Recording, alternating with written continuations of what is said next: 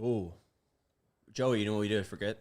What did we forget? We got the thumbnail. We got the intro video. We got the podcast cover. I didn't have any graphic requests, but I totally forgot to write a cold open. Oh, man. What are we going to do? Should we figure something out? Wait, did the cold open already start? I got an idea. What if we just say this is the CHGO White Sox podcast? I kind of like that.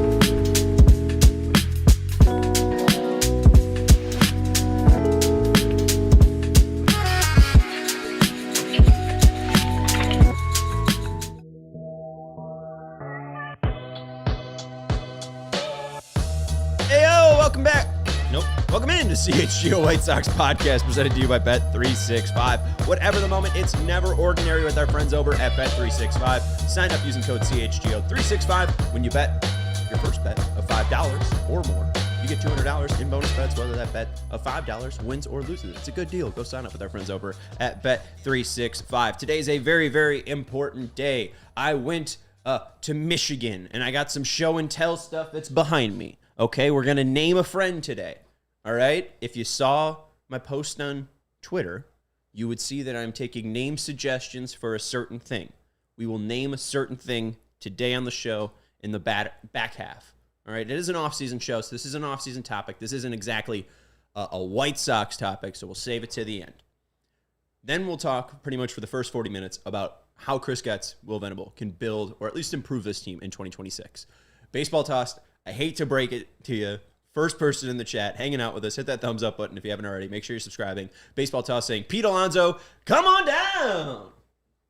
I don't think that's happening. Come on down to where? Not the south side. I think that's shooting a little bit over our skis here. We talked to Josh Nelson last week, and he surprisingly gave me the number of 85 million. So I'll run with the ballpark of 85 million. Let's just see. The White Sox are at 51 million. Right now, if he wanted to sign for $30 million, I guess we could get Pete Alonso. Joey, what do you think about that? 30-year AAV over 8 years for Pete Alonso. I'm going to kindly pass on that. Also, Erica, no, the chat isn't always this quiet. It's an off season in October. We just started, Erica, but welcome. Come on in, make some noise. The White Sox do get less viewers. I hate to break it to you, but yeah, no, I mean, it's not always this quiet because Randy's here. So shout out to Randy. Anyways, we'll talk about my first free agent edition. I think I made a second one. I'll have to figure that one out with you to the free agent pile. So it's going to be a fun show. I'm going to lead off with a rant here. So maybe if you do want to turn down your volumes just a skosh, if you're at 20, maybe go to 15. I don't want to clip this, Joey. I see you writing down stuff. I don't know if that's for timestamps. Just time code, baby. I don't want this clipped. But I am a little annoyed with my fellow White Sox fans. And this isn't everyone. I know it's not everyone. I hate to paint with a broad brush, so my apologies. But one of the name suggestions I got for the thing back there was Brewers fan. And man, do you know what I really can't get attached to?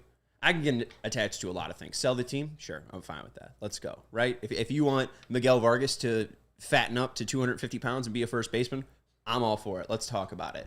If we want to sign more guys with the last name Wilson and then just have those guys on like off days go to like children's hospitals and do like doo-wop Beach Boys things, again, I'm all ears. What I don't understand is people's just need to say, I hate the Cubs. At the end of the day, that does not make you a White Sox fan. I understand that people have trauma from grade school. I'm one of them, right? Of being a White Sox fan with Cubs fans. It wasn't fun, and then you grew up and you got to high school and college, and I thought we were all over this. But my feelings on the Brewers-Cubs series right now, as a White Sox fan, is simply this.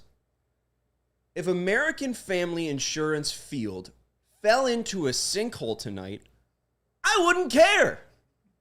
They're in the National League. My thoughts on the whole Cubs thing is I don't have to think about them outside of the 4 games that they play every single year And I don't have to think about them unless the White Sox and Cubs are playing in a World Series, which hasn't happened since 1906. And I don't think it's going to happen in 2026. I just do not care about the Cubs. And if you kind of make your whole thing, I'm a White Sox fan because I hate the Cubs, low-key, it's boring, unoriginal. And why are you giving them that much attention? They just exist. They can exist. They're losing in the series right now, 1-0. Who cares? Did your life change when the Cubs won the World Series in 2016? Mine didn't change a lick. My team still sucked. 2016, we're trading Fernando Tatis for James Shields, right? I'm dealing with that catastrophe. I don't care what the Cubs are doing.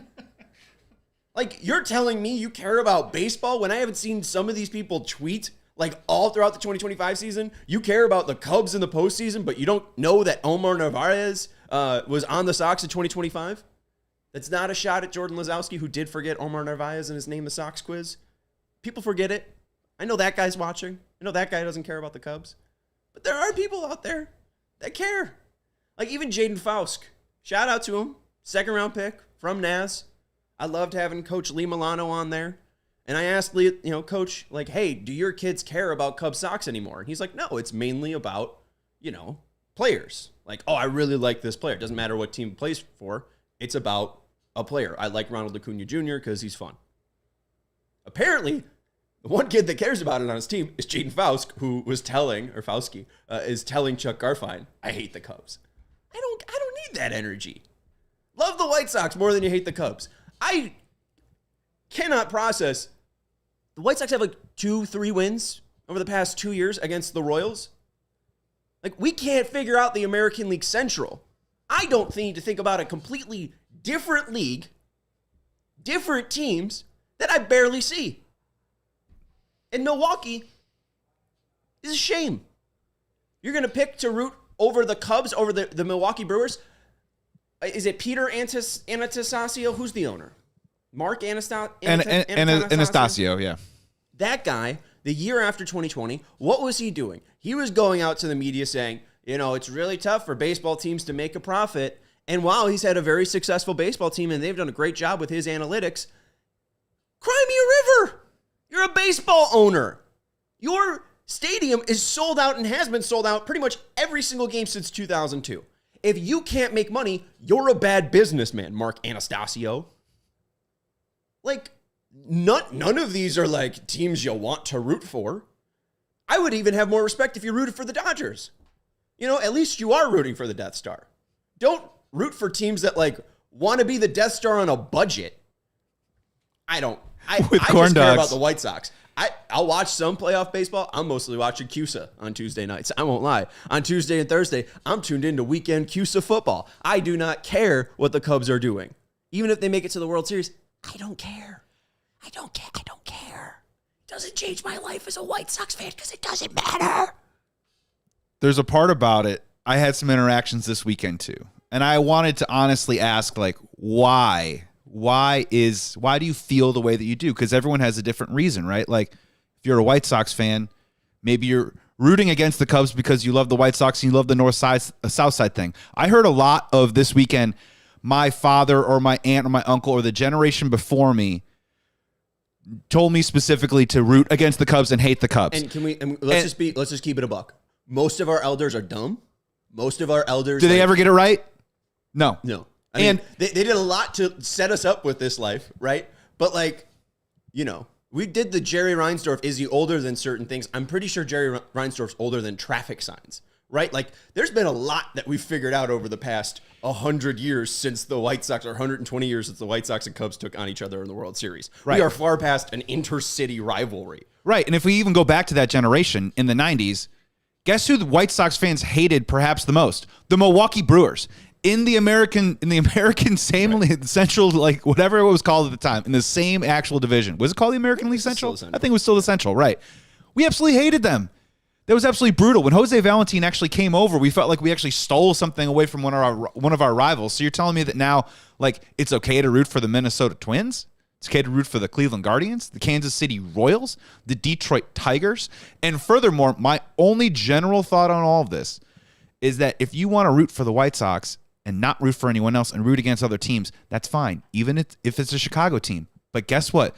The discourse gets so disrespectful that at times all of this that was going on this weekend felt selfish and anger baiting towards a conversation that doesn't really need to be had. Well, when you're disrespectful, people are bored too. Well, sure, but like, what's fun about it? What's fun about disrespecting other Chicagoans when guess what? We're all still Bears fans. Well, it's cool to like go back and forth with somebody, and it's fun to have it if you can take it with your friends. It's fun to like talk a little mess. There's nothing wrong with that. But in general, I just sort of feel like by the time the Cubs and Sox play together, the only thing we have walking out of it is a bunch of drunks punching each other in the bleachers. And why is that good? What is good about that? Rivalry. I hate them. They wear blue. You got to root for the colors, man. Yeah, I don't know. I mean, they're 3-10 last season, 3-10 against Kansas City. What is that? Hey, a winning record against Minnesota. We'll take that. Where the hell are any of the other teams? Oh, Detroit 5-8. Cleveland 2-11. I think they had a winning record against Cleveland in 2024. It was like 5-8 against Cleveland. 5-8 against Cleveland in 2008. 3-10 against Detroit in 2024. 1-12 against Kansas City. Minnesota 1-12. Like, I'm just cool. TR saying Pedro Grifol over Craig Counsell. I think that's a little far. It's a little far, but I get what you're saying there. But see, like, I think that's funny. I think that like it's fine to have like some friendly banter, but it often crosses over the line to the disrespectful. And honestly, like, I'm just kind of over it. There's bigger fish to fry in this world than going at other Chicagoans. It's just, it doesn't make any sense to me. And I get, too, I give you crap for sometimes both siding. I get it. And you have the Ron Schuler connection, so, like, it's a little bit different. You have boyhood Joey you have to contend with and adulthood Joey you have to contend with. I'm baseball binary. It's okay. But, you know, the people that are on your side where it's like, oh, both teams deserve the love. Like, if the Cubs are in the World Series, I'm not rooting for the Cubs. Don't get me wrong. What I'm saying is that there's 29 baseball teams outside of the White Sox, and I hate them all equally. I want them to lose to the White Sox every single time they play them. Like, it's not one team's worse than the other, and if any, I hate the teams that I see 13 times in a year, like your Detroits, Kansas Cities, Minnesotas. Who the hell is the other team? I can't think. Cleveland? Detroit, Cleveland. One of them. I hate them a lot more, and still, it's not even that. And it's the Brewers. That's the other part. In front of you. It's the Brewers as the other one too. I haven't hated. We have enough problems with the Packers. My issue with the Cubs, like last time I had an issue with the Cubs was like 2005. Was the whole Barrett AJ thing, right? It's been pretty calm for the past 21 years. Now, you know, you're talking White Sox, Astros. I hate those SOBs. Oh God, That's yeah. Completely oh different. my God, yeah. You know, like. I still want revenge on Oakland or Sacramento for what happened in 2020. We lost to Mike Fiers and Garrett Crochet pitched in that game. Carlos Rodon pitched in that game. Luis Robert Jr. hit a home run and we lost? What the hell? Like, we got bigger fish to fry. Erica in the chat saying, LOL, Sean, I couldn't care less about the Cubs-Sox rivalry. And these are the people. These are my people, all right? That's who I like to see. And I see Colton. I need you to star that. Colton says something that we'll get to in a second. Before we get to free agents, we will talk about Randy's question, who are we going to sign free agent-wise. We will talk about the guy that Colton brings up as well. I want to get to Yinzera's question, though, who asked, what would a possible Mike Tauchman deal look for 2026? It's not out of the question that Tauchman could be back in 2026 because he is under arbitration. So there is no ability for him to just leave. He still has one more year of arbitration. So they agreed to a 1.95 year deal, so they can afford $2 to $3 million. I think Tauchman could be in the spot where, you know, he's 36. This could be his last time to break out or maybe get another big payday or possibly help a playoff team, and he had a really good season. So I think it's going to be more about, well, he can't leave anyways. Yeah, so, I mean, Tauchman's kind of screwed. Really, if we're going to be honest, Tauchman's just kind of screwed, and if the White Sox want him, he's theirs.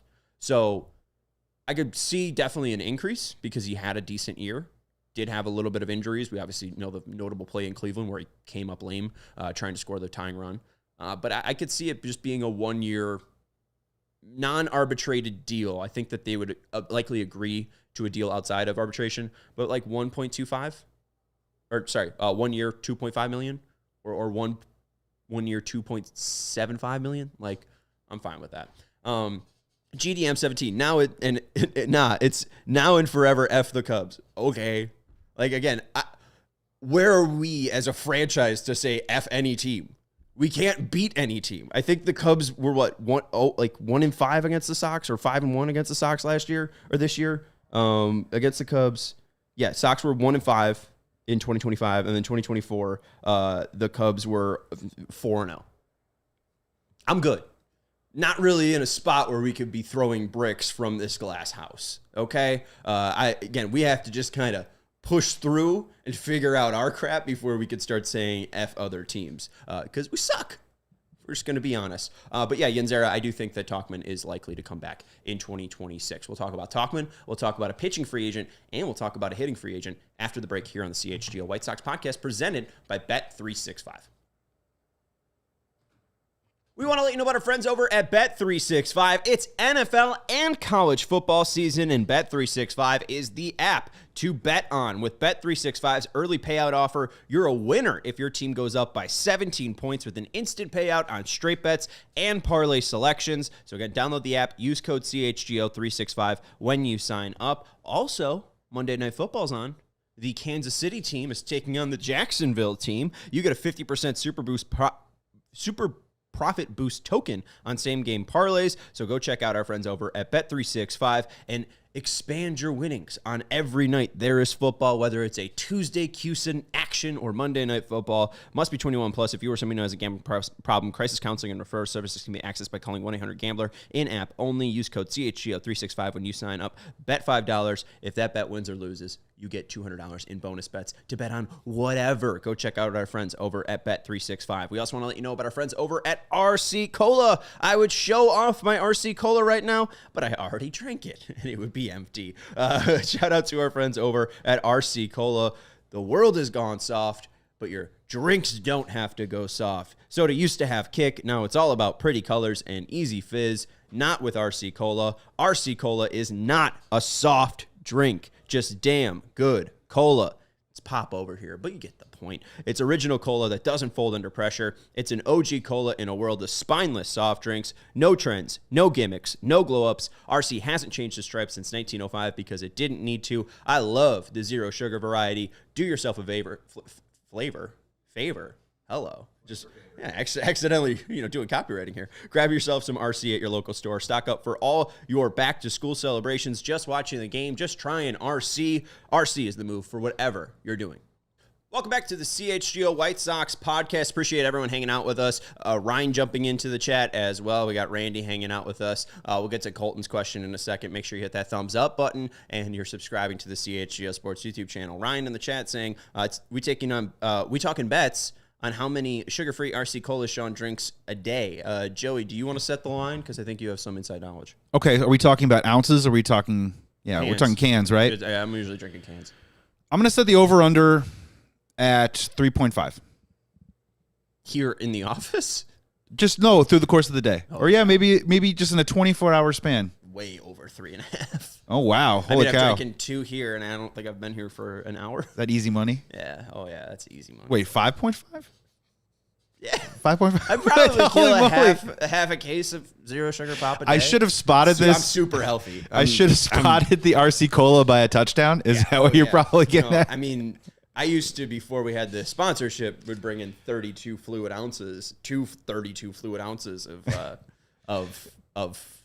a different cola. So now, we moved on from that, but I'm still getting in my 64. Don't worry. Yeah, I was gonna say, so it's not quite the Penn State UCLA spread this weekend. Yeah, but it's pretty dang close. It's Royal Crown Cola. I don't know why I said cola. And it's not even Colas either. I guess that's the joke that Baseball Toss is making. No, we're not talking Oscar Colas.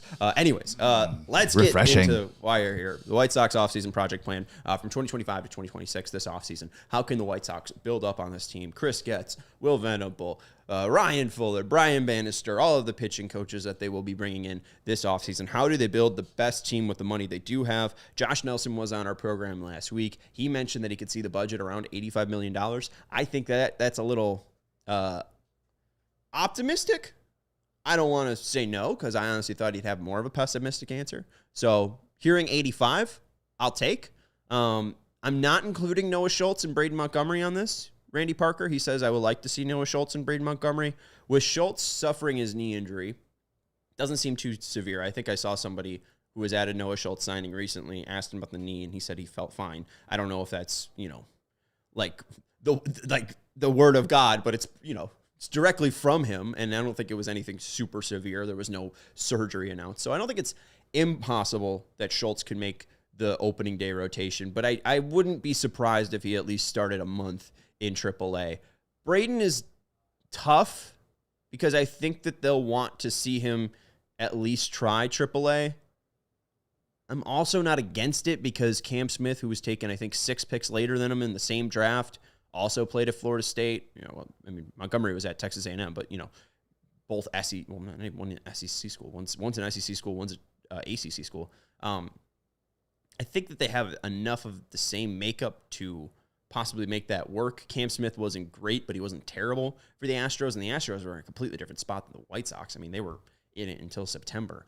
I wouldn't hate Montgomery in right field. I think, though, since we brought up Tauchman, Yanzera bringing up Mike Tauchman, I think it's fair to put him in right field because at worst you trade him, and I don't think he's untradeable. If he has another year where he's just, Barry Bonds light in right field, it could be a team that takes a shot on him, and with him being arbitration and the Sox having negotiation rights, I think that he likely comes back. So let's take you through this. Let me know your thoughts.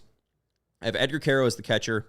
Obviously, you could swap that out with Kyle Teal any other day. I have Teal as my DH. If you want to put Caro at DH, you want to put Teal at DH, you want to have one of them as the catcher, be my guest. Teal grades out as the better defensive catcher. ABS is coming, though, so how much will that affect Caro and Teal being there? I think it is possibly worthwhile, the White Sox talking about moving Kyle Teal off catcher with the announcement of ABS. It's not going to be as important to steal strikes with framing, and even though Caro is a worse framer, I think ABS will help him. So Caro is my catcher right now. Teal is my designated hitter. Second base, I have Chase Meidroth. Shortstop, obviously Colson. Third base, Miguel Vargas. Left field, Andrew Benintendi. Center field, Luis Robert Jr. Right field, we'll put in Mike Tauchman there. And then on the bench, I have Lenine Sosa and Brooks Baldwin. Although I have brought up that Lenine doesn't have a current spot, he is still in pre-arb. It will be extremely cheap and easy for them to bring him back. And even though he doesn't have minor league options, I think that with Gene Watson telling us even before this year that teams were interested in Lenine, I think at least he makes it through the offseason if he isn't traded. So I think Lenine's on the bench. So right now we have Sosa, Baldwin, Teal, Tauchman, Robert, Benintendi, Vargas, Montgomery, Meidroth, and Caro as our hitters. First base is open, and there's 2 bench spots open. The first baseman that I'm going to go with is going to be exactly who Colton brings up. Wow. Colton threw out more likely to pick up Josh Bell than Pete Alonso. And Colton, you're damn right. Last year, Josh Bell made $6 million. I don't know if he necessarily needs a pay increase. He put up 0.5 WAR the year before. He put up negative 0.6 WAR, so maybe he'll want more of a pay increase. I put him down at $6.5 million. It could be $7 to $7.5 million. So let's just put $7 million just for the fun. We'll give Josh Bell another $1 million.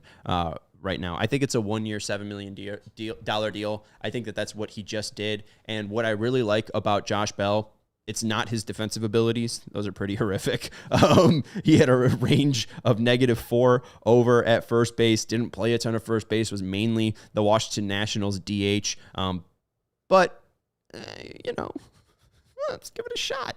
We've had Lenine Sosa play there, and he's been truly terrible. A -4 at first base in 2022, -2. This is out. It's above average. 2023, -2, -7 in 2024, -4 this year. So he's not a great defender at all. But what I am interested in is his increased bat speed. His bat speed in 2024 was 70.4. That was 25th percentile. This year, 73.1%. It's 65th percentile.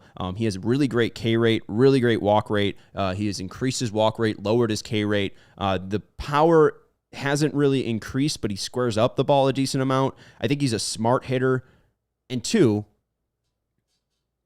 he's a decent DH. He's a lefty and a righty. He's a switch hitter. I think that Bell's a decent name, especially with the increase of pulling the ball in the air.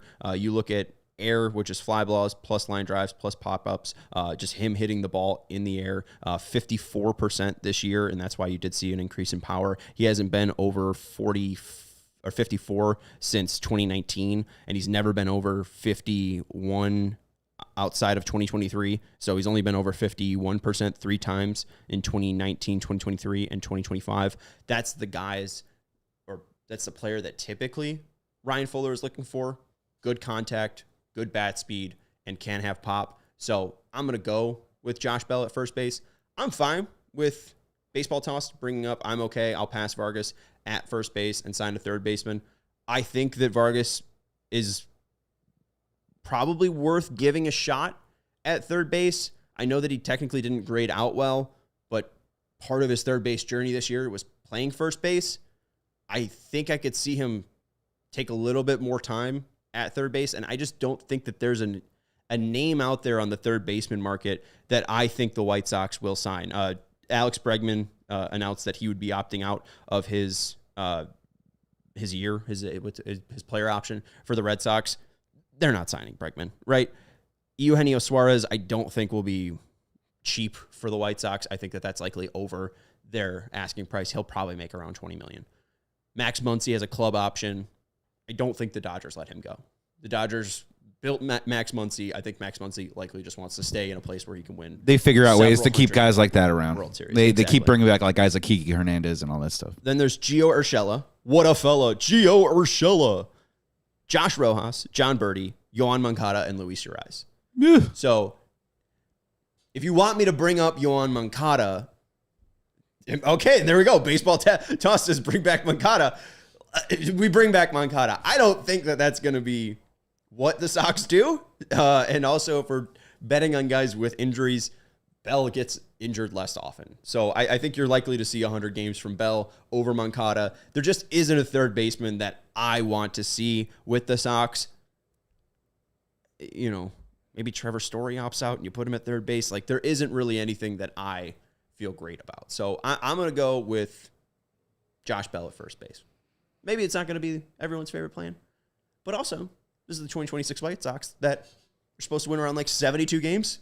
So I'm fine with Josh Bell, especially, it's $7.5 million. That's a lot more than they spent on any player last year. So I will go with Josh Bell as my first baseman. I don't feel good about it. That's just, it's going to happen. I just wanted to add really quick. He's going to be entering he's going to be 33 next year. So he still has plenty prime power years. I don't know about production-wise. Obviously, he's long gone from the days when he's hitting like 30-plus bombs. Mm-hmm. But 842 OPS in the second half. Final 56 games last year. 489 slug.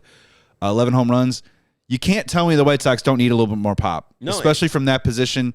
That could easily be a very cheap target for a guy who's maybe counting stats at the end of the year don't look great, but had a strong second half of the year, and you might be able to get him, as we're saying, on the cheap is derogatory, but at a price that fits the White Sox budget. At a price that fits, so cheap. At a price that fits. We're not saying anything derogatory about Josh Bell. I think Josh Bell will happily take $7 million. But yeah, no, the reason the White Sox are signing you, the reason the Nationals are signing you is because you're cheap. You're not necessarily a great first baseman, but he's an option. He had, I think a 111 OPS plus last year. Yep. So I'm fine with that. Antonio says, wasn't Alonso a big Paul Konerko fan growing up? I don't know, but also that doesn't matter in the grand sense of things. Antonio, they're not going to give him what's 30 times 8 or 30 times 6 even. I won't that's going to be 320. Yeah. 30 times 24, 5. Yeah, they're not giving him $150 million. So yeah. And TR says Sox going to lose 90 next year. That's a great number. They just lost 102. So I'll take a 12-win increase. Appreciate it. Let's get into a break, and I have the big name. The big name that you've been waiting for. The free agent that everyone's salivating over. The ace of the White Sox 2026. I can't say that with a straight face. The ace of the White Sox 2025-2026 offseason. We'll get to it after the break here on the CHGO White Sox podcast. We got to let you know about our great friends over at Ray, Chrysler, Dodge, Jeep, and Ram.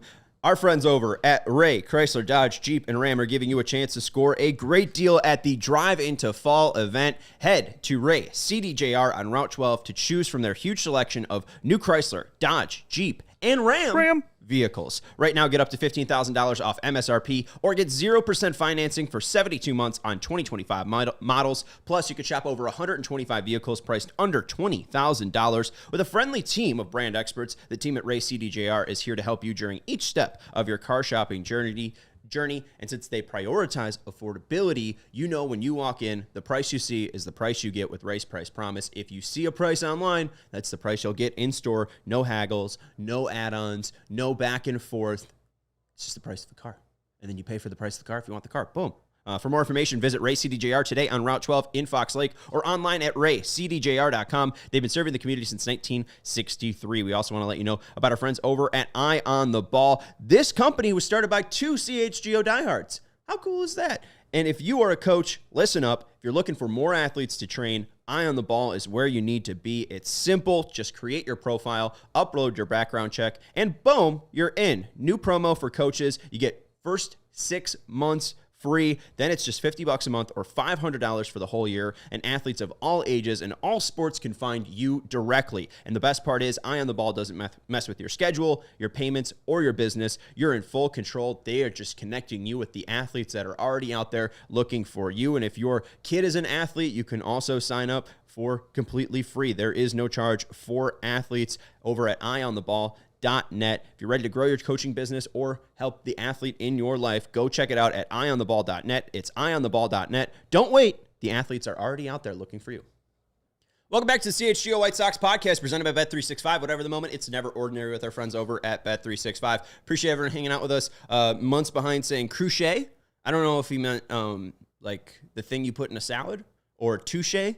Or crochet? A croque madame? Or maybe it's like crochet, ham and touche melted cheese? Anyways, let's get into the 2025-2026 offseason project plan. I also have a show and tell for later on in the show that I know everyone's so excited for. Let's look at where I currently have the pitching staff. There's 2 open bench spots. So we have 11 of the 13 hitters, and then I have 8 of the 13 pitchers. Shane Smith, I think, will likely be the opening day starter for the Sox. I don't think they'll sign a pitcher of more value than that, somebody that they at least internally value like that. I think that they see Shane Smith as a very, very good pitcher. I think they're extremely proud of that Rule 5 pick turning into what he did, and then them being able to show off, hey, look at our Rule 5 pick that's making the opening day start for our team year after drafting him. I think that would feel really good for the Sox as a accomplishment, so I think that we'll see that. At 3 and 4, starting pitchers 3 and 4, I have Davis Martin and Sean Burke. Someone brought up Martin Perez. I think it was Randy. I don't want to say no to Martin Perez. I think it's very possible. Yeah, he said right there. Scroll up just a little bit. Oh, yeah. No, just a little bit more. Randy has so many damn comments. Shout out to Randy. Anyways, he talked about Robert. I think, I will be all right with Martin Perez, Mike Tauchman, and Luis Robert Jr. re-signed. We already have Tauchman signed. So there we go. They're not declining Robert's option. And I don't think it's impossible for Martin Perez to be an option. I didn't hate what we saw. He wasn't fully healthy, but I think that that's going to play into his cheapness again. So I'm fine with Martin Perez. Dustin May's brought up by Ryan. Maybe as a bullpen arm. He's got a lot of spin, but it's a lot of stuff that's just inaccurate. I think it's a lot of levers that he really doesn't have control over. I mean, that's the issue when you are so tall. I think he's over 6'6", is if you don't have a real straight line delivery, it's going to be hard to throw strikes. And I think that that's what we think with, or that's what you see with Dustin May. So, maybe I'm off on that. You have any feelings on Dustin May? You picked up the mic. Well, my only feeling on Dustin May is that at what price? Like, what's the number, right? Like, they can't be, if they're trying to allocate only so many millions of dollars to certain players, for me, Dustin May is a total flyer, like an invitation to come and try and compete, like you said, for either a back of the rotation or some sort of depth piece. I wouldn't be going out and trying to give him $4, $5, $6 million, because then that would say that he factors into their plans. And then I'm in agreement with you that there's an inconsistency there that I wouldn't really bank on in a ceiling that I don't think would yield returns for the White Sox if they did want to turn around and try and flip him. I think May is coming off Tommy John, though, so that's actually something that kind of makes me a little bit more intrigued. 2024, he did have Tommy John. So, yeah, he completely missed the 2024 season.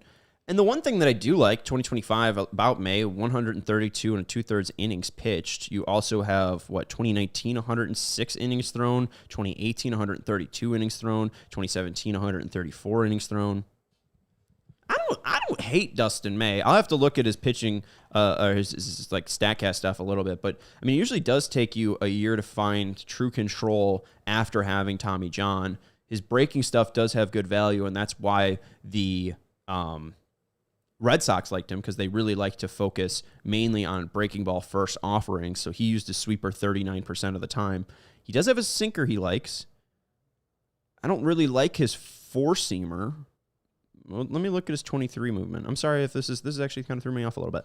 I wouldn't hate it. There's your answer, Ryan.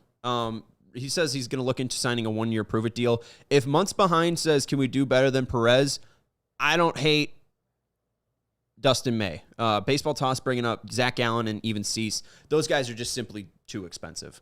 Cease isn't even that much of a bounce-back candidate. Like, I know Cease had a bad year, but his actual underlying metrics, when you look at FIP, look a lot better than his ERA did. I think that Cease will likely get over $100 million, and we know that that's unfortunately a stopping point for the White Sox franchise. Gallen, maybe, but there's not like a prior connection. Like, Bannister didn't work with him before.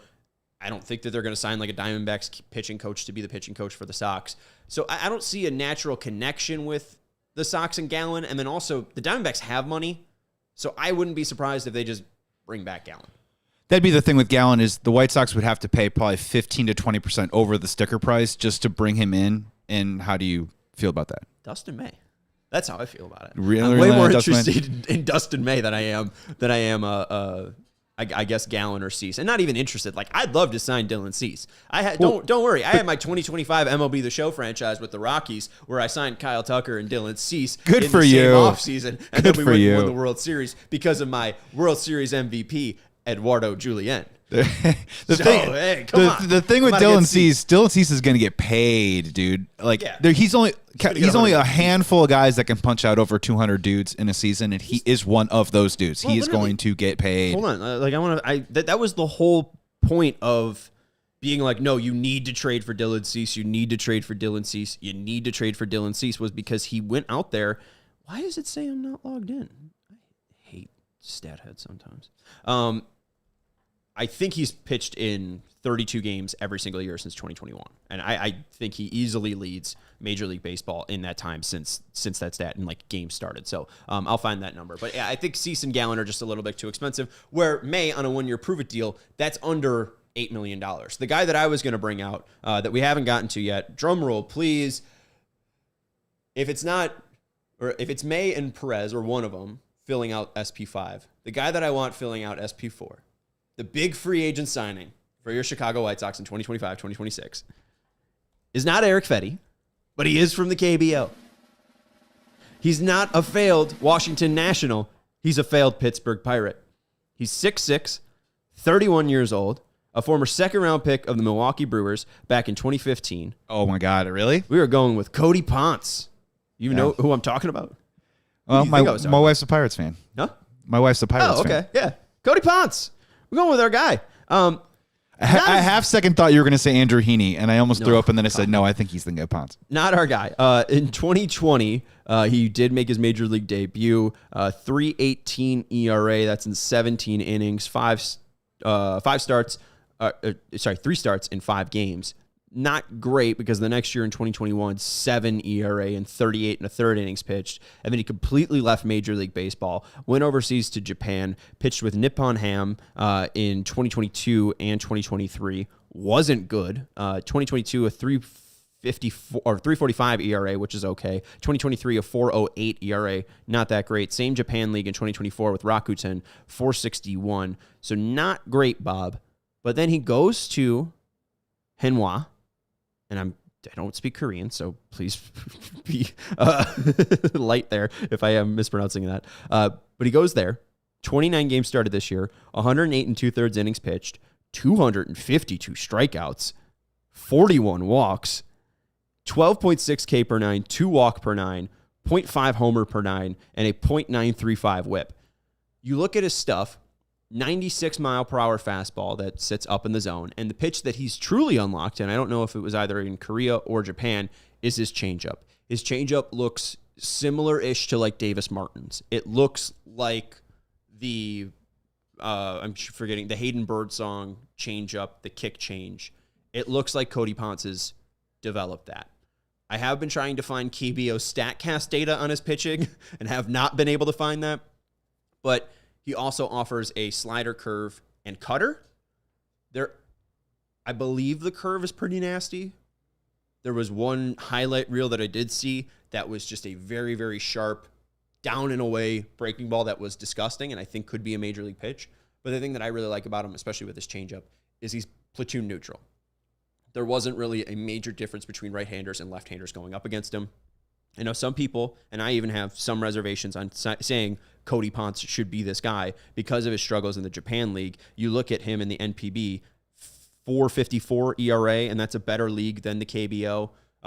Eric Fetty was in the KBO, and he did a really good job, obviously, getting that deal with the Sox and then coming over. Fetty's numbers looked a little bit better, a 2 ERA and 180 in a third innings pitched. Same numbers thrown, less strikeouts, but also less walks, and gave up less homers, and just effectively gave up less hits. Fetty, 137 hits, actually. Ponce, 128. So, I mean, Ponce was similarly effective as Fetty. And the fact that he throws 96 rather than Fetty's like 92 and beat you with movement, I think could be interesting. I struggled on the contract number because I think he'd get less than Fetty, but I think that he'd get more than a Kyle Hart, who also went from the KBO to the MLB this year and signed with the Padres. I think Hart got $2.5 million. So I ended up throwing out a similar deal to what Martin Perez got. It's pretty much a 2-year, $10 million deal. The White Sox would pay him $5 million in the first year. And then if they did not want him in 2027, they could buy out the team option for $2.5 million. So it's either a 1-year, $7.5 million deal for Cody Ponce to try to prove it in Major League Baseball in 2026, or it's, hey, we liked you for year 1, that's $5 million. For year 2, we'll pick up your option, that's another $5 million. So maybe 2 years, $10 million can get us Cody Ponce. I think it's an interesting name mainly because the White Sox need to take shots like this. The Fetty shot, I think, paid off well for them. They overpaid for Fetty and were still able to move Fetty. I didn't exactly love the deal when it happened, but I've been able to make myself fond of Miguel Vargas. I've been able to be fond of Geral Perez. So let's go Cody Ponce. Why not? Right now, we have 8 of the 13 pitchers filled out. We have 11 of the 13 hitters filled out. And with Ponce's $5 million and with Josh Bell's $7 million, we could even throw Mike Tauchman's $2.5 million. I have the Sox payroll right now at $59 million, so $60 million. So we still got about $15 million to spend if we're using the 85 number on another pitcher and 4 relievers. And the other 4 relievers that I have right now are Peyton Paulette, Mike Vassell, Jordan Leisure, and Grant Taylor.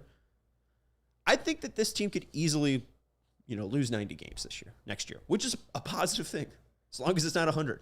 As long as you're going away from 100 losses and you're getting closer to 500, we'll take that. Okay. So that's it.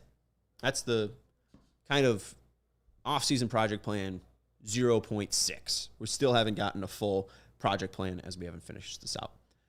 Now, it's story time.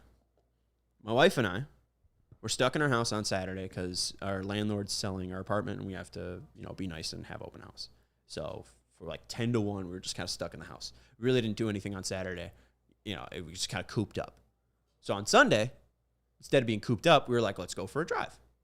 We typically go, driving around Lake Michigan, through Indiana, up Michigan. She's gone to South Haven before with her family, right? So she's familiar with that area. So, we go to South Haven, go to New Buffalo, Tree Oaks, right? We go to Tree Oaks because her family is gone to like apple picking there when she was younger, and they used to go to Dreyer's meat butcher shop or whatever. We got Dreyer's meat sticks with their horseradish. It's on a ham sandwich in there right now. It's got some, it's like a whole grain mustard with fresh horseradish. It's fantastic. And not to interject on this drive, are we listening to podcasts? Are we listening to music? What are we doing? To listen to Taylor Swift. Oh, it's a new album. Yeah. So. All right. So what are your thoughts? You had to listen to it. No. I don't need to bring that up. We have a minute left. We're just going to tell the story. I don't need to talk about Taylor Swift. He liked it. No. Anyways, we pull up on Three Oaks to the street of Dryers, right? And Dryers is across the street. On the right side, there's like a vintage shop. And I see this Oakland A's starter jacket or kind of bullpen jacket. And I am immediately drawn towards that. And I start walking over, and the lady that owns the shop is out there. And as I walk up, she drops this Campbell soup thermos and breaks it. And I'm like, oh, no, this sucks. Like, I wasn't there quick enough to catch it and pick it up. Turns out that woman is my mom's lifelong friend, Gina. And I kind of knew had a shop in Michigan, but also forgot. I had no idea that I would be seeing this person. So then I go into her shop, meet her kids, meet her mom, talk to Gina. And she had her own booth. There were several booths in this vintage store or whatever. So I got some goodies, right? First of all, we got this High Life beer kind of thing. Vote for the NFL Man of the Year. This is from 1981 with the Chicago Bear logo. Pretty sick, not going to lie, right? And then we have these icy cups. First of all, actually, this is different. There's another Bears one. This is a Dr. Pepper one from, I think, 1981. This also has an icy logo on it. Like, pretty cool. And we got the baseball ones. We have the San Diego Padres 1981 icy cup. I think we have another. Oh, we have a Yankees one, icy cup, right? The Phillies one. This one's beautiful. Mike Schmidt, icy logo, Phillies. And then the Coupe de Gras, the 1983 Batterman, White Sox, Tony La Russa, bullpen jacket. Absolutely disgusting. And because I knew the owner, she gave it to me for free. So shout out to Gina. And then we walked around, went back and forth, right? Go back to the shop to just say bye one more time. Her mom gives me this guy. Hello, friend. Look at him. I was taking names. He's got a little White Sox shirt. He's got more hair than me. This is crazy. I love this little guy. I took name suggestions on Twitter. Oh, what do we got? The leading two, and we still haven't named it, so leave a comment. Hit me up on Twitter if you have any thoughts. We are either going to go with Jimmy Trollins, shout out to White Sox Matt, or we are going to go with Trollson. Like Colson. Yeah. But Trollson. Shout out to Sam for that one. So give your thoughts on either Jimmy Trollins or Trollson. All right? That's going to do it. Appreciate you hanging out with us. Make sure you hit that thumbs up button. Like seeing Swaggy McNolegs and Dan from the 219 hanging out in here. Make sure you subscribe to the CHGO Sports YouTube channel. We'll be back tomorrow. I think that's at 4. And I think Thursday's at 5:30. So we'll see you then. All right? We got more White Sox talk on Tuesday and Thursday. We'll see you on the CHGO White Sox podcast. We all silly like the mayor.